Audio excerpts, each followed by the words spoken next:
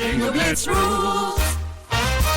If your bingo has ads in it, That's not a bingo. if it doesn't have the coolest tournaments, mini games, and the most breathtaking design, Nope, not a bingo. if your bingo moment makes you feel so excited that you just want to burst in joy and scream out loud, bingo! Sorry, so you're playing... Bingo Blitz? Now that's a bingo. Go for a world of excitement with Bingo Blitz, the #1 free bingo game. Download Bingo Blitz and play for free. Now that's a bingo. This episode is brought to you by Skinny Pop Popcorn. Perfectly popped, endlessly delicious. Oh, so light and crunchy. Skinny Pop Original Popcorn is the snack you've been searching for. Made with just 3 simple ingredients: popcorn kernels, sunflower oil, and salt. Snacking never felt or tasted so good. Perfectly popped, endlessly delicious. Give yourself permission to snack and pick up Skinny Pop Original Popcorn today. Let's hang out. Let's hang out. And let's talk about what lessons have found. Let's hang out. And let's listen to 2 lesbians shout. Let's hang out. Let's hang out. Hey everyone, welcome back to Let's Hang Out, a podcast with your lesbian biffles. Is that a thing? That's a thing. I don't know. It's a thing now. I'm your host from the West Coast, Lee Holmes Foster. And from the East Coast, I'm Ellie Brigida. To those of you who have been with us through this whole journey, thank you as always for listening. And if you're a new listener, welcome. We're excited to have you here. And here's what's happening this week. This week in the Lesdom. This week in the Lesdom is somewhere that we can touch base every episode about things that are going on in the podcast, in our lives, or just in the greater Les universe. And the first thing that we want to shout out is our Boston show. Thank you so much to everyone who came. We had such a great time, and we are so excited to do some more shows.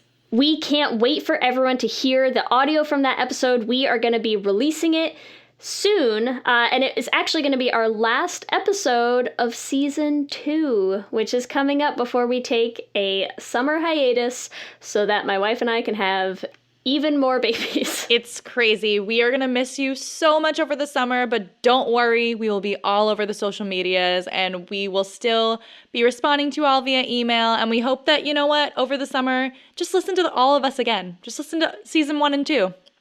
Why not? We also want to shout out that the Les Hangouts across the country, across the world, or have already started. There have been a few that have taken place already. We have had some in Denver. We've already had Les Hangouts in Pittsburgh and just recently in Seattle. And there are more coming up. So if you did not get enough of Ellie at our live show at Which Boston we know Pride, you didn't. this past week, then you will not want to miss the Les Hangouts Boston edition, taking place June 13th from 7 to 10 p.m. at Turtle Swamp Brewing Company. Ellie's going to be there. No pressure. No pressure. I'm so excited. We have a lot of people who have been joining the group lately. Please, I would love to meet more of you, so anyone who wants to come, more than welcome. We also have Les Hangouts in Duluth on July 27th. There's going to be a Barbie Queer picnic, so make sure you check out our Facebook to join any of those groups. And if you want to start your own Les Hangouts, email us. We are looking for organizers in any city, so no city is too big or too small. For our last This Week in the Lesdom news today, we want to shout out Bechdelcast, who has an episode coming out this week on Booksmart, which you know Ellie and I are obsessed with this movie.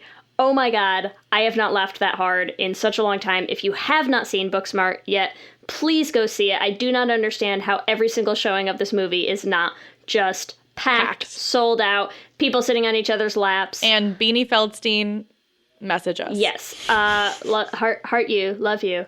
It's amazing. Bechdelcast, I'm sure, is going to crush this episode.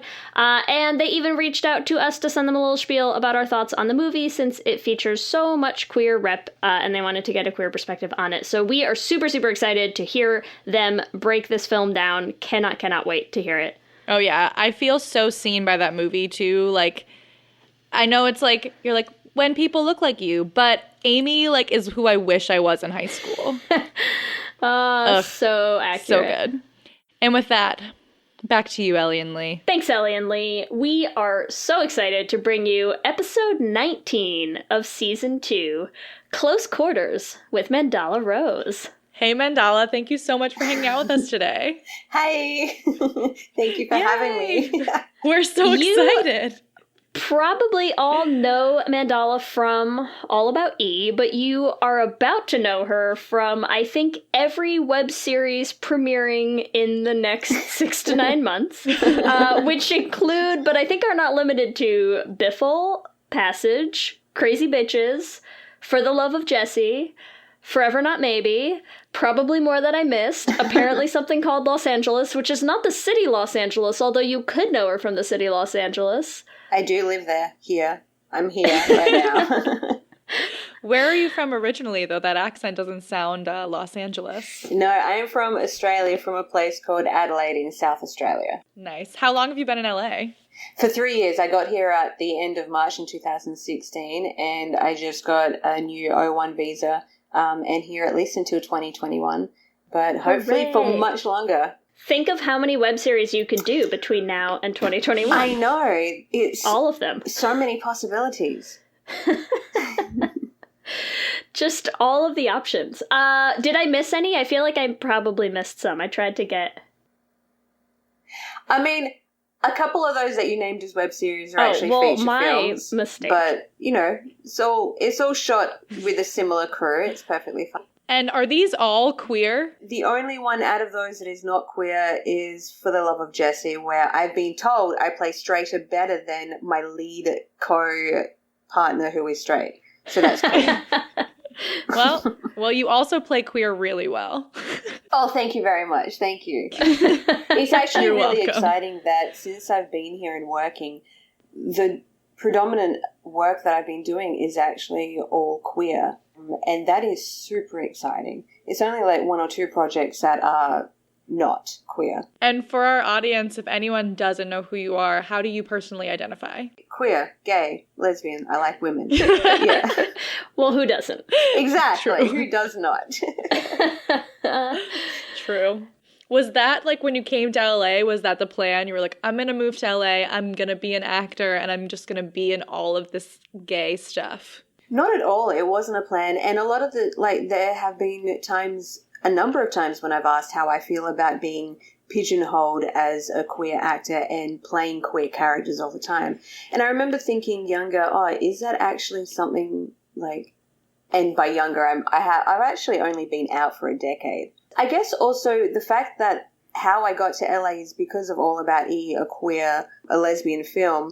I already had that door open to get into. So maybe that's one of the reasons why I have. And also I'm not afraid to be so open about my sexuality either. Yeah, it wasn't the plan, but I'm certainly grateful for it and very, very lucky. As queer audience members, we and a lot of our listeners, I feel like, love actors who are queer who also play queer. So like you have a very strong and loyal fan base for doing what you are doing. Awesome.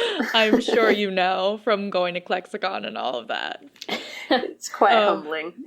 Yeah. Before we started this episode, Lee was like, I'm going to wrangle Elliot, and then I already feel like I want to go crazy. It's okay. I'll get you when I need to. I want to talk a little bit about Klexicon. Yes. We met you there 2 years ago, but I feel like this most recent year, you were like in your prime. Can you just talk to us about some of the outfits that you were wearing at Klexicon? Because they were wonderful. I was actually tweeted if I would wear the Matador costume that I wore in All About E to Klexicon this year.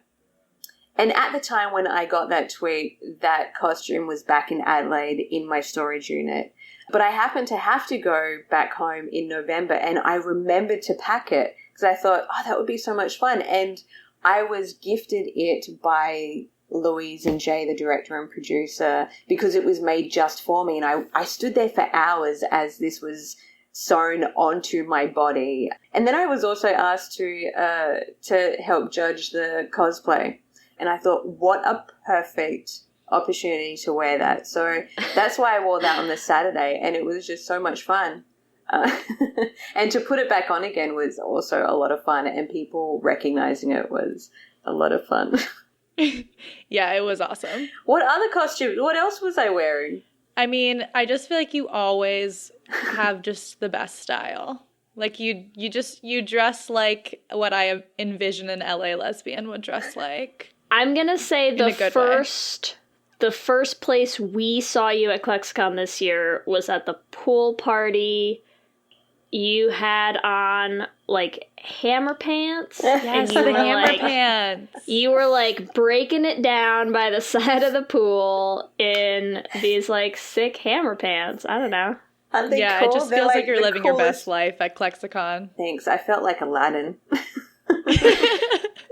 It's a good look. Hey, Aladdin is very in right now, you know, so. Wouldn't that be the day? A queer Aladdin. Well, we are here to talk about Biffle, which is a new web series that you're in. Can you tell us a little bit about Biffle? So Biffle is a LGBTQ comedy with a lot of drama. I kind of see it as the new Queer Friends. Nice. It is. I could totally see that. It is. I play Sarah, they, them, their, ace lesbian, angry little pocket rocket, maybe. They're fun, and it's such a pleasure to bring to life. And just the entire experience has been absolutely phenomenal from the moment, because it was CollectCon last year that Jill and Amber, producers of and also editors, approached me. They DM'd me via my Instagram and were like, hey, we're wondering if you'd be interested in reading. And I read it, and I remember sending them like the please, I want some more emoji, because the writing, like Kelsey's writing is just, it's Moorish, and I couldn't put it down. And I'm so excited to share this with everyone. It's so very exciting. I think queers deserve a gay Friends because everyone wants that, right? And we actually, my wife and I just finished rewatching Friends because we always need to have like a short 30-minute comedy when you're just like, quick, do something to shut my brain off for like 20 minutes. And we happened to just rewatch Friends. And like, Friends is funny, but it's also funny to go back to for all of the ways in which you're like, wow, this was so very problematic in so many ways. And also so gay. I guarantee we are going to do a Should Have Been Gay on Friends at some point, because she literally made it like 5 seasons in, and she was like, I should have been writing these down for you while I'm watching this. Like, there's too many to even remember all of the moments that are just like scream queer at you. So I think we need an actually queer, way less problematic Friends. And I would love for that to be Biffle. I'm all for it. Yeah. And I agree with what you're saying about wanting more, because I saw the first 3 episodes at ClexCon, and the second after I stopped watching them, I was like, where's the rest? I need to see what happens. There's too much happening that I already am invested in. We'll talk about it. But yeah, the writing was amazing. Yeah. So good. Yeah, it was really great. And I think the great thing about Biffle is that the writers are themselves a part of the LGBTQ community, correct? Correct. And you can very clearly tell that in the writing because it's so relatable. And I remember being told that the director was going to be Darren Taylor, and instantly I had my defenses up and kind of in a like, what does a straight male think that he can do that a queer woman cannot in directing this? So already I had my defenses up when going in to meet this director with Amber before, and also meeting Amber for the first time as well before I actually had said yes to it. And I remember being in there, and I had arrived at the cafe early and knowing that I was looking for a Darren Taylor, and I saw this white guy, cis white male just standing there, and I thought, oh, I wonder if he's fucking Darren. I wonder if this is Darren, just sitting back watching. And then Amber came in, and I saw who actually Darren was. And I was like, okay, cool, sweet, okay, awesome, we're okay. So it was instant thought of, ooh, but man, Darren is such a good director, and he listens, and he's so much fun to play with, and he is all about the collaboration. he knows that we are bringing these characters to life, and they're a part of us now. Sarah's always going to be a part of. They are me in an alternative reality, parallel universe. That's how I see my acting. And to have that collaboration with such an awesome director is such a gift. So, yeah, it's very exciting to be part of this. Yeah. And also, just as a shameless plug of our other faves coming out pod, who also had an episode with Kelsey, who is the writer, which was also an amazing episode. If you haven't listened to it, you should check it out. Talking all about being Ace and coming out as Ace, and it was very, very cool. I totally agree with what Ellie was saying, which is that it does, you can tell immediately when queer writing and queer characters and queer stories just sort of ring true to queer people, you know? There's something that just really immediately resonates with you. And I think for us, one of the many topics I'm sure we will touch on in this episode, the one that I sort of immediately jumped out to me as, like, here is such a common queer thread that I think we need to touch on a little bit, is that the two very first characters I think that you meet in Biffle in the very first episode are Jill and Chloe, who are roommates. One of them definitely queer. One of them unknown, Unclear. unclear. But it seems, and again, I've only seen the first episode, but it seems like there's something maybe going on there. Maybe. Huh. Maybe. And I feel like that, A, the maybe, and B, the possibility of the beyond the maybe of roommates actually hooking up or dating each other is a very queer story that Yes. I think we could talk about a little bit. Because I'm not going to say that one of the two of us definitely has stories of dating their roommate, but... You've dated maybe... your roommate, Lee? No, I haven't. I have? Haven't you? Or did you move in after? No. I'm like, who? No, we moved in after. Oh, I thought you moved in first. I could still tell this story because it is... Okay, tell the story because I swear you were living together first. It is still a lot. Okay, so me and my ex-girlfriend, we started dating in college when, you know, we were not roommates, but, like, might as well be, like, you know, stay in the dorm room all the time, whatever. But the summer after, so it was like 4 or 5 months after we started dating, we both were in this summer a cappella group together. And it was 10 girls living in one house. And me and my girlfriend were 2 of the 10 girls. So we lived in a house with 8 other people as a couple. I'm so sorry. I had my timeline all wrong. Yeah, but it's okay because it is still, there are a lot of things that are uncomfortable about being a couple, especially a queer couple living with other women. Like, it's an interesting dynamic. Yeah, but we lived there for 3 months, like for the whole summer. So it wasn't like super long. Yeah. And pretty early on in your relationship. And super early in the relationship. Yeah. So that was like the first time we'd ever lived together was with 8 other people. Oh, yeah. And it's in like the smallest room in the house because they were like, you're a couple. You can live in this tiny room that's basically a closet with a full-size bed. It was This episode is sponsored by BetterHelp. And as we head into Thanksgiving time, I want to start by thanking my wife, Kelsey, who has not only listened to just about every episode of this podcast for 8 seasons now, but who also is the only reason I'm able to make time to record it every week. She takes the kids, gets them dinner, and gets them ready for bed just so that Ellie and I can come on and yell about gay things into each other's faces for an hour. So here's a reminder to send some thanks to the people you're grateful for in your life, including yourself. I've been in therapy for a long time now, and one thing that's so important about therapy is how it teaches you to be more intentional. And being intentional about gratitude and how to show that to the people you appreciate is just one of the many benefits that I've gotten from therapy over the years. If you've been thinking of starting therapy, consider giving BetterHelp a try. I know how hard it can be to find time for regular therapy, and BetterHelp is designed to be flexible and convenient for your schedule. You can fill out a brief questionnaire to get matched with a licensed therapist, and you can switch therapists at any time for no additional charge. If you want to start being more intentional about gratitude in your life, visit betterhelp.com/leshangout today to get 10% off your first month. That's BetterHelp, HELP.com/leshangout. Let's hang out. For many businesses, the holiday season can be both an exciting and stressful time. With so many balls in the air, one thing you definitely want to know you can rely on is how you're selling your products. And with Shopify, you can rest easy knowing it's the home of the #1 checkout on the planet.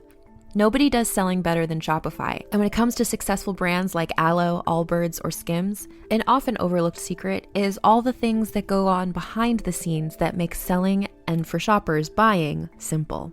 For millions of businesses, if you take a peek behind that curtain, you'll see that Shopify is what makes it all possible. Shop Pay boosts conversions up to 50%, so that's more happy customers and way more sales going.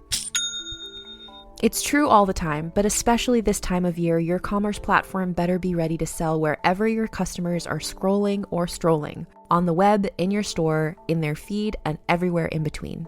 Businesses that sell more sell on Shopify. Upgrade your business and get the same checkout we use for Realm merch with Shopify.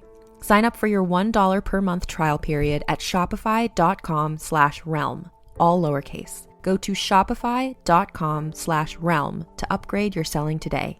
Shopify.com/realm.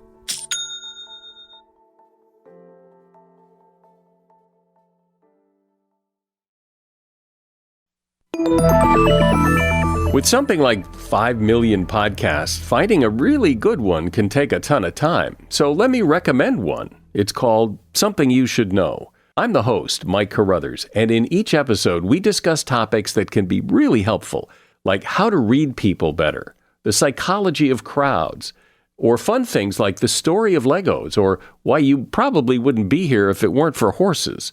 Something You Should Know is the name of it, wherever you get your podcasts. What's up, everyone? It's Noah Daniels.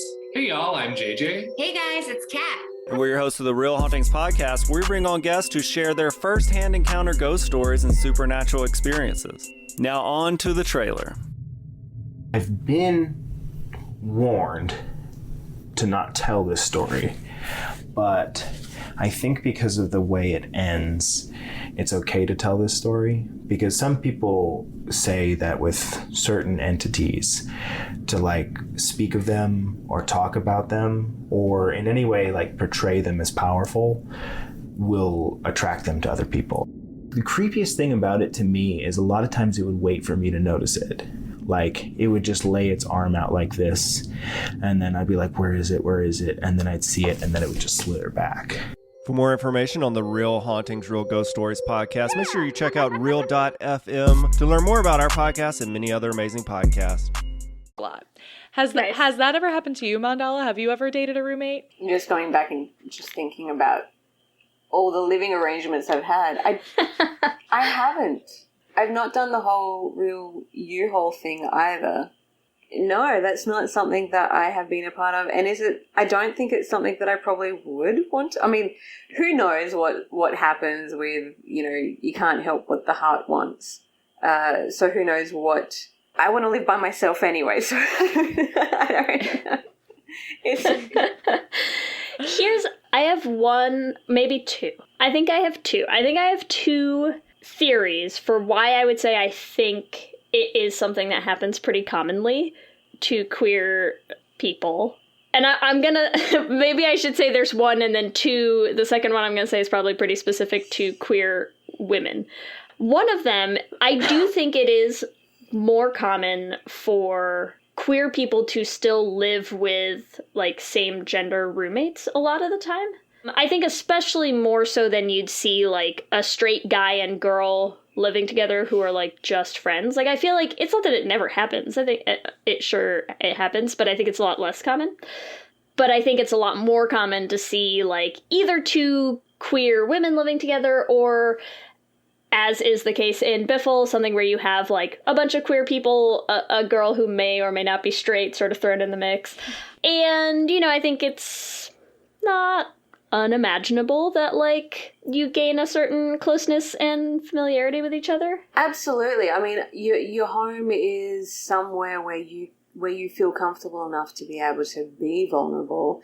And there are times when there are times when your housemates, sorry, I call them housemates, the whole roommate thing, like Americans say roommate, and I automatically change it to housemate. Because they're not sharing my room. Well, I mean, it's a good thing. It's a good thing we had that definition, though, because listeners might have gotten confused. No, you can otherwise. say roommate. I just thought that I would just let you know.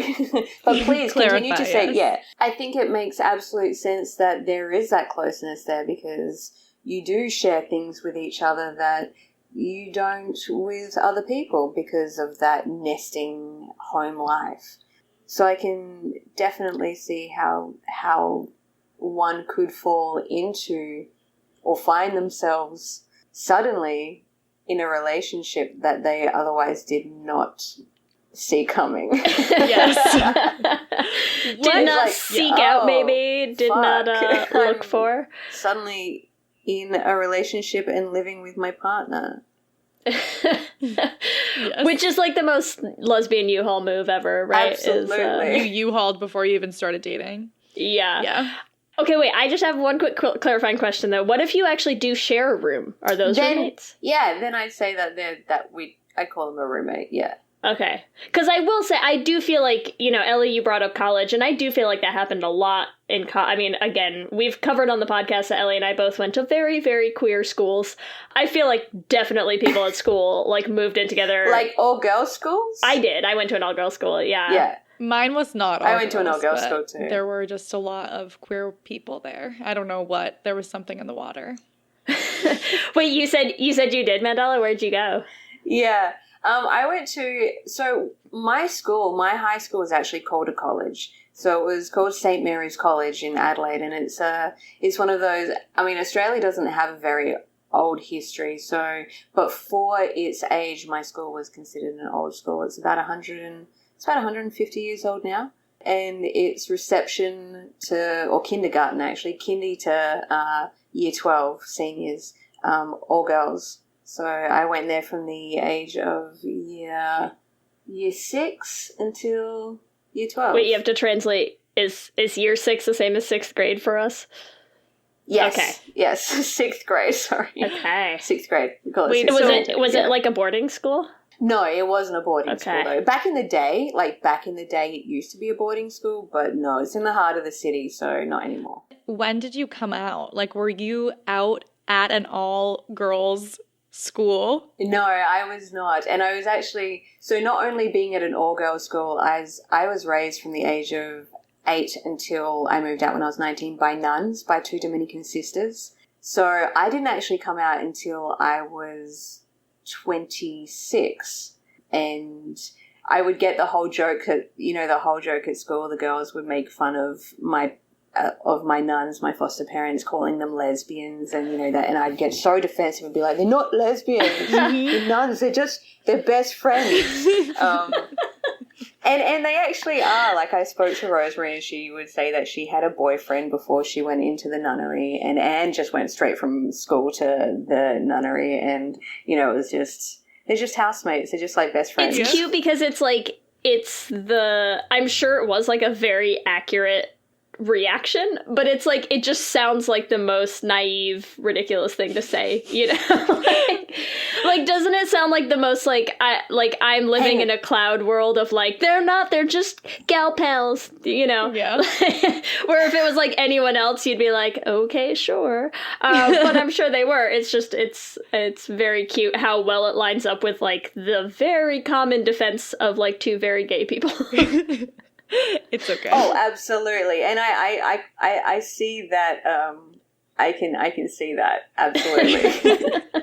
and I mean, but the fun thing was as well, they would actually take me to equal rights rallies when I was young, and just told me how everyone is equal and love is love. And so that's awesome. They're very, like, Rosemary is 79 and Anne's 69, so they're not young, but they're not, you know, they're very open and aware. So it was very wonderful being brought up in that kind of environment, which is interesting enough because I didn't even think that liking girls was a thing. Like, I remember watching Xena. Every good lesbian story starts with, I remember watching Xena. I remember watching Xena, and Rosemary and Anne would make fun of me, and like, and not in like a, oh my god, they're lesbians way, but just the fact that I would stay up late at night secretly watching this show when I was meant to be asleep in bed. I dated boys, but it was very short-lived, because imagine bringing a boy home to meet your nuns. It's not something that you know, oh yeah, by the way, my mum's, plural, are nuns. So that was never a thing, and I was always one of those that would, like, never call a guy back. I just ghost them. That was how I dumped them. Such a bitch.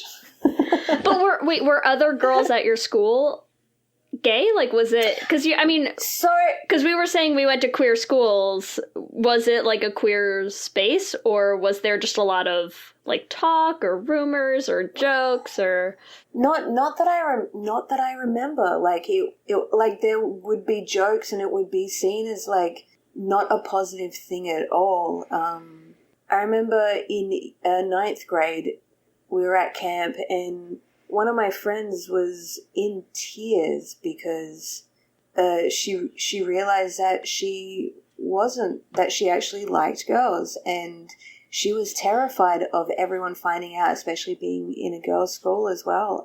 And I remember being obviously super supportive and understanding, but I don't have the memory of my school being, it wasn't that it was against queer, it's just that it wasn't talked about. Yeah. What was this? I graduated in 2001, so yeah, and it wasn't until, when did I come out? 2000. I mean, everyone can guess my age now. I don't really care, but how very not LA of you. Yeah, I don't care. I don't give a shit. Lauren still won't tell me how old she is. I got my first grey when I was 8 years old. I fucking earned that grey hair. I've earned it all. It was a rough year. Rough year, that 8th year. I do think there's a difference between the level of queer that you encounter with, like, all-girl high school or younger versus women's colleges. Oh, yeah. Most people have figured it out a little bit more. Well, and I think especially are, like, you know, you're out of your parents' house. You're, you know, you're more open, I think, to trying stuff out or not feeling confined in some ways. Because, yeah, my experience at Mount Holyoke, and even compared to, because same thing, Kelsey went to an all-girls school starting in 4th grade. So 4th grade's through the end of high school, and then went to Mount Holyoke, which is also a women's college. And yeah, I mean, vastly different queer ratios between, like, her high school and, like, our college. Not surprising. Not quite the same story whatsoever. But I also think, especially at school, like, in college, where you do have people living, like, rooming together, you know. I have a story about college. I have a story about college. No, but I have 2 good friends. If they listen to this episode, they know exactly who they are. But they, like, you know, you get paired up with your roommate before school even starts. So they got paired up together as roommates. I say yeah, because I've only seen this in movies. Yes, yes. Like they do in all, I was a spring entrant, so me too, Mandahla, it's fine. So for my college, they paired you up before the school year started. And both of these women were straight until they got to school.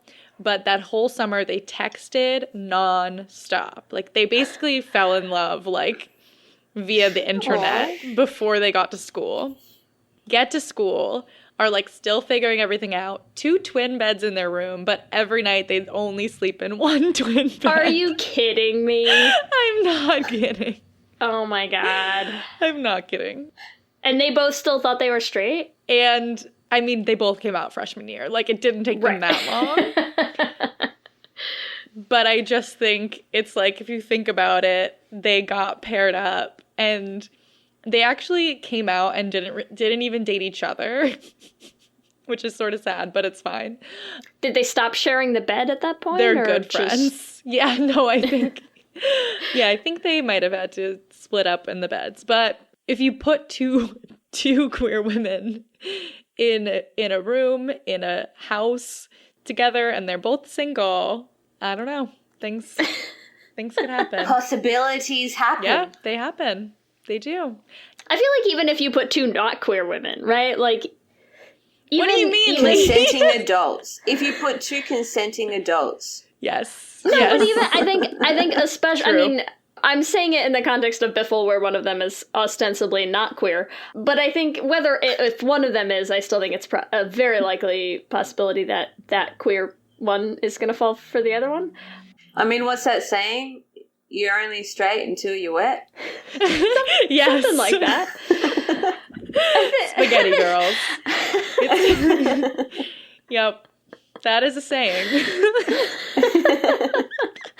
I think it's not exactly how the saying goes, but I think I like your way better. Okay, cool. I love it. Yeah, words. I feel like straight girls might object to that interpretation of the saying. But it's okay. Well, have you heard of that? There's actually a term, and what is it called? It's homoflexible.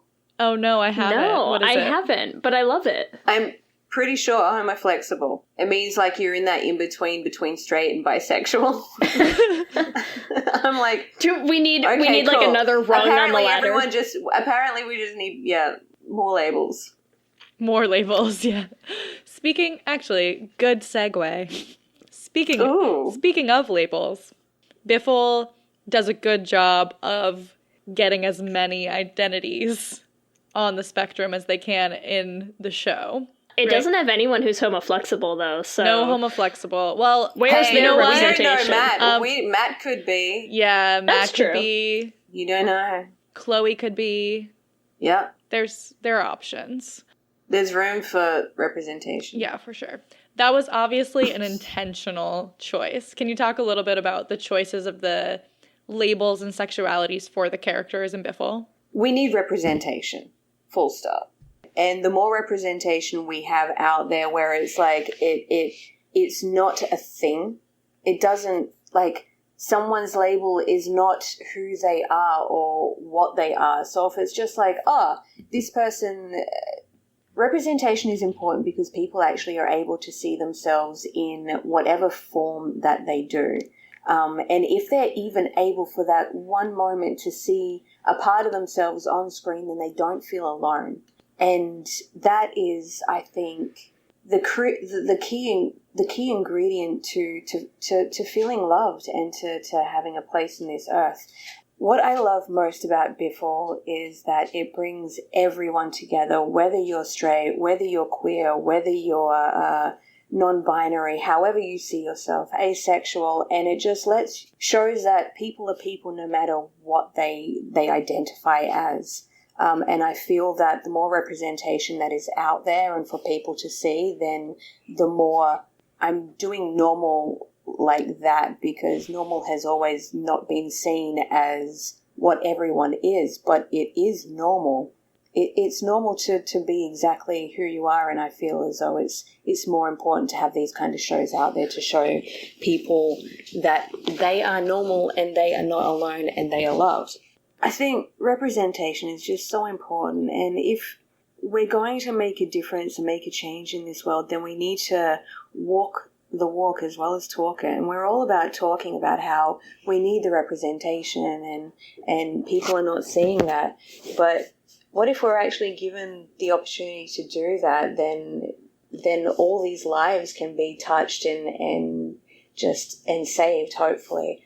I'm super excited about Biffle, and I'm super excited not just about Biffle, but about all the projects that I have been a part of since I've been here, because, you know, it's not just about the queer community, it's also about women being in charge and women actually being in this male-dominated industry where we can do the same job as everyone else. And you can actually completely fill an entire crew with women and POC and all ranges of people, not just men, and that's what we need to be doing, and that's what these projects have been doing, which is super exciting. The less cis white males on set, the better. Yeah, it's funny because, you know, you were saying you didn't come to LA specifically with a plan in mind to, like, do primarily queer stories, but I also feel like there is so much more awareness, I think, on the sets of people who are making queer media, that you do have, like, so many more women in these positions, so many more people of color in these positions, so many different, like, people of different identities, sexualities, gender identities, like, all sorts of stuff, that I think it creates a very, very different work environment, you know? Absolutely. When I think about the film sets that I've worked on that are predominantly cis white males, there's a very noticeable separation. The actors sit with the actors and the film crew sit with the film crew and the makeup and the hair go together. But recently I've not felt that separation in my projects. Like, everyone sits with each other and we all interact and we all talk and we all realize that we're all actually coming together to collaborate and create, that we're all one in the same. And that's what I love the most about where I'm finding myself in this film industry, is the fact that it's more open and understanding of the fact that everyone is on the same level. I remember going onto this set, and it was the first time I was, I wanted to work behind the camera, and it was my first day being second AD. And my first AD is this guy, and he's like, so have you done this before? I'm like, no, but I'm a fast learner, and I've been on a couple of sets, and, you know, I just love to learn about stuff. And he's like, okay, cool. And I'm like, but just first of all, I just need you to know that I really don't appreciate mansplaining. So when you teach me stuff, let's just teach me as though we're actually just learning something together. Don't mansplain it, like, let me learn as well. And he was just like, yeah, okay, cool. I'm like, cool. It was like so much fun. And he would just, again, you know, unfortunately, I can say this about myself. Because of my past and my upbringing, I already have a defense mechanism that whenever a cis white male is in the room, any kind of male really, I instantly have my defenses up. And it is something that I'm working on, because I know that not all men are awful, but it's definitely something that I'm needing to be more open about myself. But it was nice to go in there and be like, this is me, I don't like mansplaining, but let's work together. And it was ultimately a good experience by the end of it. It was a great experience. And again, women were at the helm, women directors, women DP. It was great. That's awesome. Yeah. I do want to talk, I know we're like, labels aren't what define the character, but I do want to talk a little bit about Sarah's labels, because I don't know if I can think on the top of my head just about any other character who's really asexual. So that's just such a huge thing. What did you learn about asexuality through playing a character like Sarah? That's a really good question. That's an interesting question. In the first season, again, with labels, it is stated in the first episode where you meet Sarah, non-binary, asexual. But we don't go into their story at all in the first season. So having that, going into my story, knowing that I am asexual, they, them, their, and so I had this conversation with Kelsey, because, of course, I want to learn and I want to have the right representation, because there's no point in me bringing Sarah to life if the representation isn't on form. So when I was at ClexCon, I attended the ARO and ACE meetup, and just wanted to be there to listen to stories and because I have questions myself as well. And I know that when we do get more into the season, because season 1 is actually Jill's story, when we do get more into the seasons and learn more about our other family, the rest of the family. Jess, who Sarah is dating, will definitely come into that, and they're dating and it's long distance, and how does asexuality, Sarah being asexuality, affect their relationship, and can it still work if there is no sex? And I'm super excited to go into telling of that story, because there are so many questions that people have about asexuality and how living as an ace person is, and because I haven't really had a chance to tell that part of Sarah's story, I'm looking forward to when we do get to knuckle down and get into season 2 to be able to learn more about that and have a greater understanding myself for the representation that I am portraying. But for season 1, it definitely did have, it's important to know that that is Sarah going into telling their story. Because there is no representation. Like, you're right. And I have had a number of people, thank me for actually being there at that meetup to want to represent, and then also for those who did see the first 3 episodes, or even were lucky enough to also see the first, they're like, there is no one like Sarah, and it is Biffle already puts, because of a character like Sarah, puts what they're about to bring about in the representation on the map. So it's super exciting about what Kelsey is going to bring and what the Biffle team is going to bring everyone for the future. Because, man, if that representation is just in the first episode, I'm super excited. Oh, yeah, it's going to be great. I think people have talked about this before. The episode between Sid and Elena in One Day at a Time, where Sid... The hotel episode. Yeah, Sid tells Elena that they don't have to do anything ever sexually, really. I think a lot of people said, like, that made them feel seen, but I don't think they, like, super, super went there to the extent of, like, this is Elena, pronouns she, her, like, identity asexual. Like, they're like, oh, maybe that is part of her storyline, something similar, but they never put a label on it. And there is something about actually slapping a label on something that makes those people feel seen. It does. Because humans, we have to label. That's why we have such a stereotype now, because people have to label certain groups of people to actually help them understand or whatever. One of the most exciting things being at the ClexCon premiere of Biffle was when Matt gets schooled by Taylor about they, them, their pronouns. It's not hard.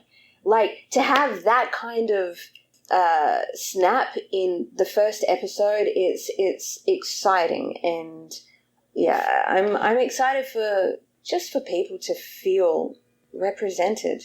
Yeah.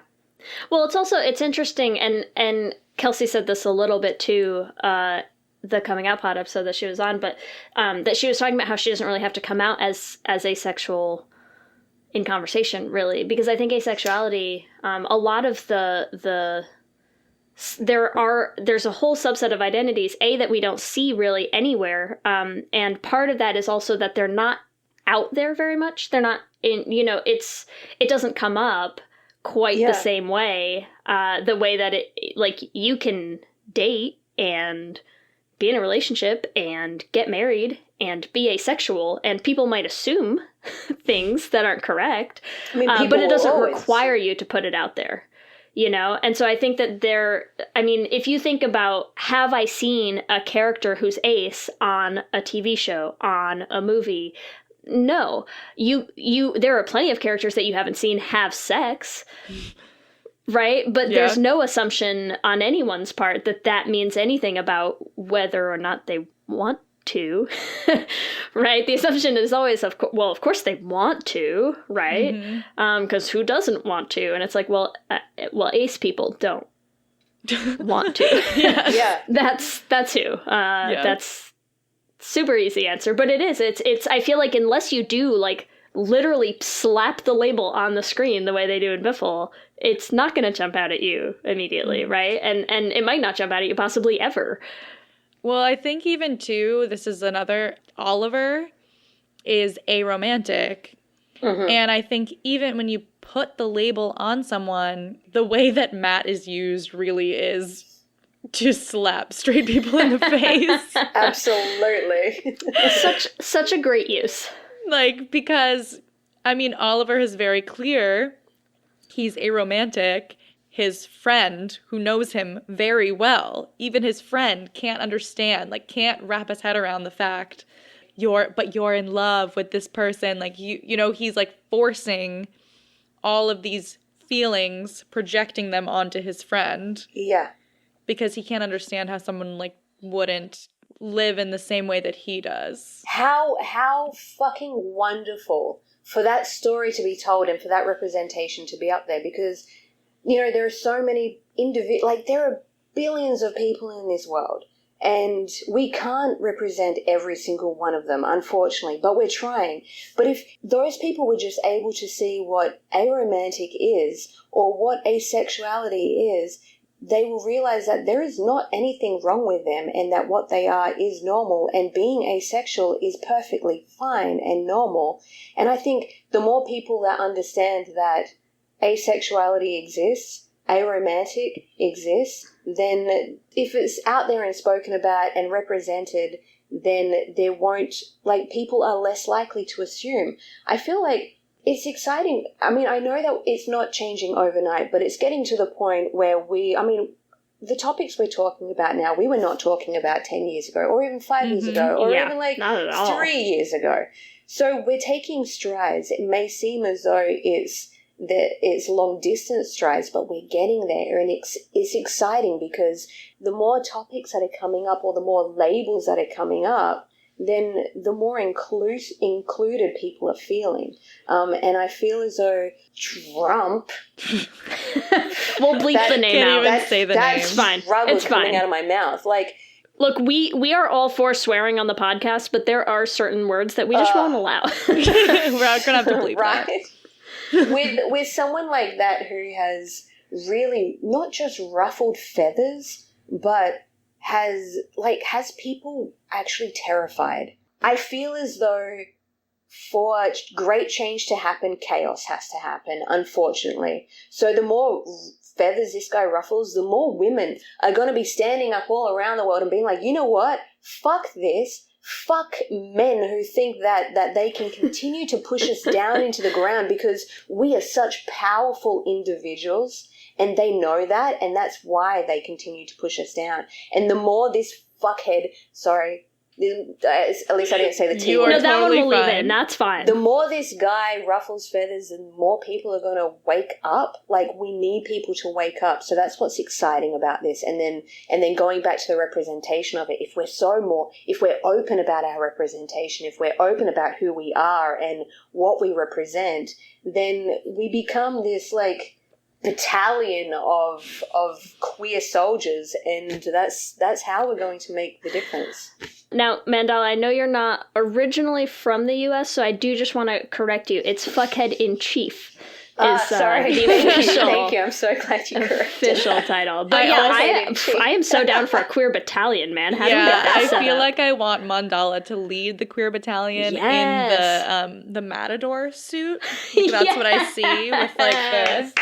And then we're all just like Yeah, I see it very clearly. Sign me up, man.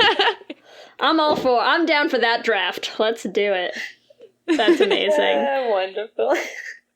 So, okay, given that, you know, we haven't seen the whole season of Biffle, anything that you can, like, tease for us about what else we can expect when it's actually the whole thing is available for us? Ooh. Not to put you on the spot or anything. You're going to feel shit. You're going to feel so much shit, and I'm so excited for you.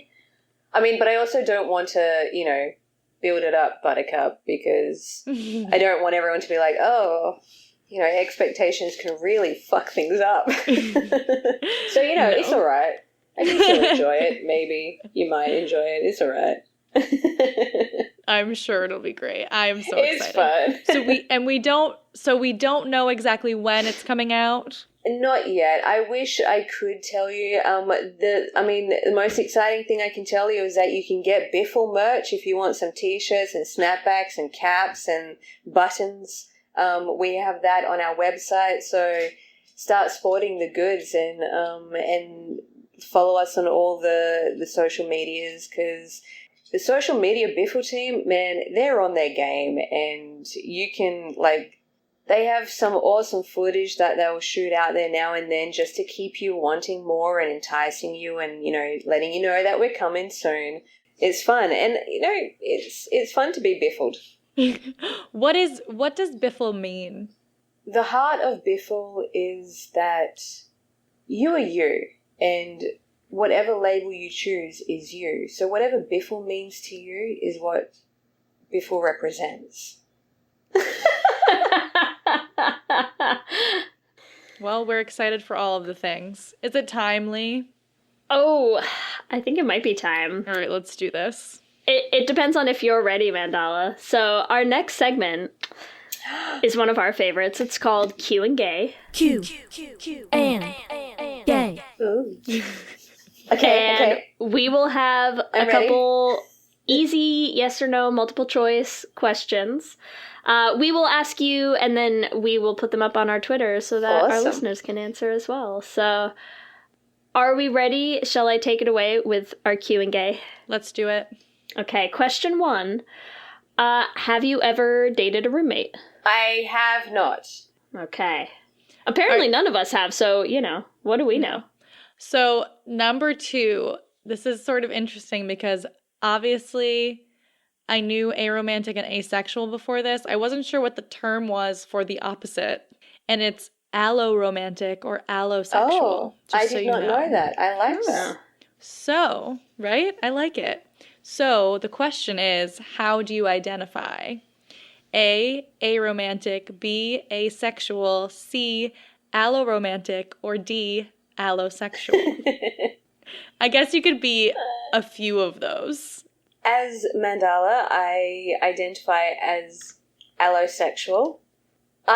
Understanding more about, Ollie and Sarah's friendship and what they have and what aromantic means to them, and having that person in your life, like for Ollie and Sarah, having each other in their life to be, they hang out, they talk to each other about everything.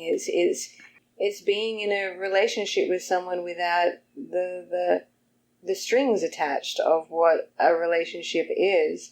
And I see that, I'm in love with one of my best friends, and we have just a platonic friendship. And so, that's all kinds of confusing, but I can understand where aromantic would... It's interesting, just real quick, just off topic, but not really. I find that all my characters somehow, in a way, mirror part of my life whenever I happen to bring them to life. So this friendship between Ollie and Sarah, I see kind of mirrored between my own, one of my own friendships, and it's really beautiful to see and gives me more of an understanding of Ollie and Sarah as well. So in that, I'm going to say that allosexual, I'm open. I'm an open creature. Circumstances, it's all circumstantial. Yeah. Okay. Nice. Question 3. What does Biffle stand for? A, by friend love. B, best identity for life. Ooh. C, B in 4 legs. Or D, babe in Florida land. I like the second one. Best identity for life. I like that. I like that one too. I spent 10 minutes just putting random words together for this one.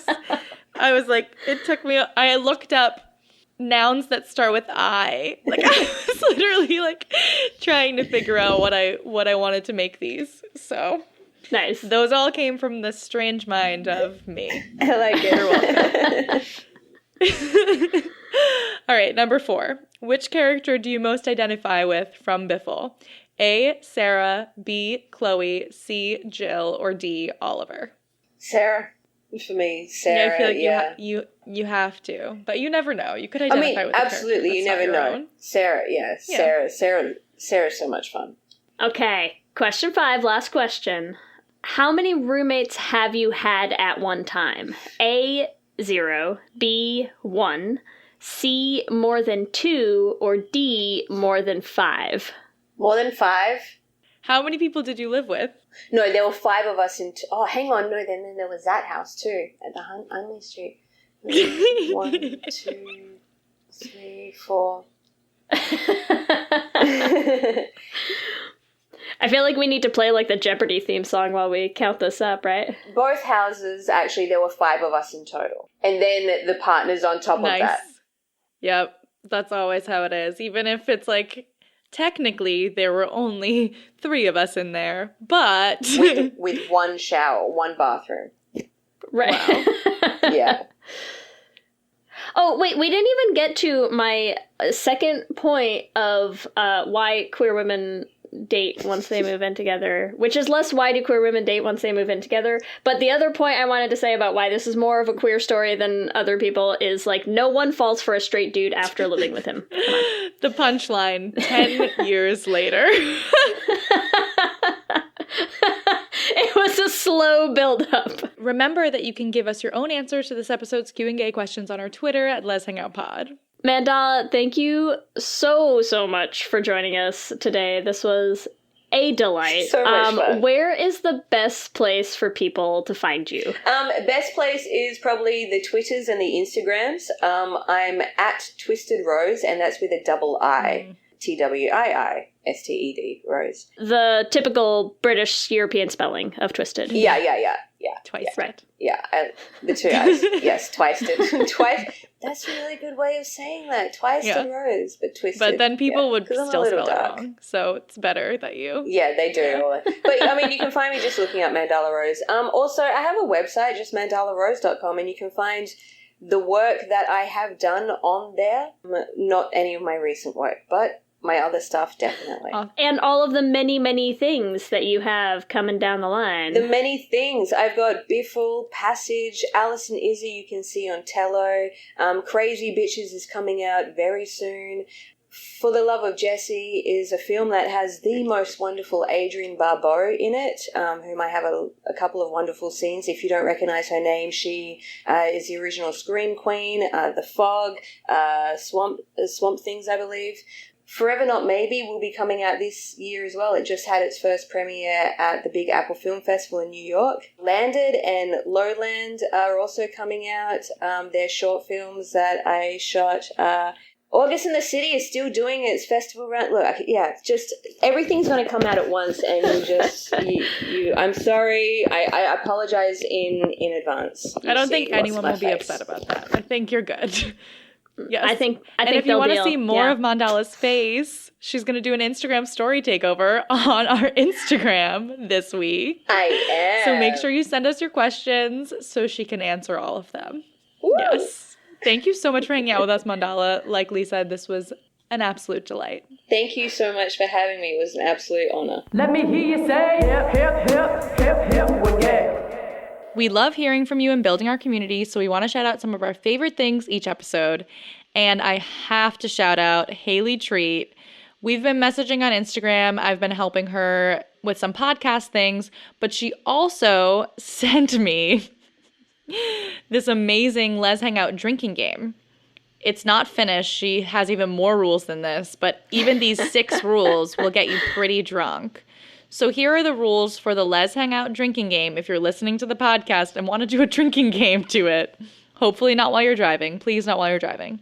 All right, so number 1, every time Ellie, who is me, says amazing, which I want to say that that's amazing, but I don't want to say that because then you have to drink. But I do think that's pretty amazing. Number 2 is you drink every time I talk about academics. Oh, Lee, did you go to college? Did you for know a few years? I have spent many years in schools and have many degrees, all the degrees. Are you a doctor? I might be a doctor. Number 3, every time Ellie or Lee mention meeting through a cappella. What are the odds? amazing cutoff. Cool. I just said Good. amazing. Perfect. No. Perfect. Rule 4, every time we create a bad ship name. So, should have been gay, eps are going to be rough for everyone. Number 5, every time Ellie gets flustered when talking about a cute girl. I feel so called out. Yeah, we are put on blast by these rules, I'll tell you what. I do remember there was literally an episode where Jana texted me in the middle of it, and it was like 3 weeks into us dating, and I was like,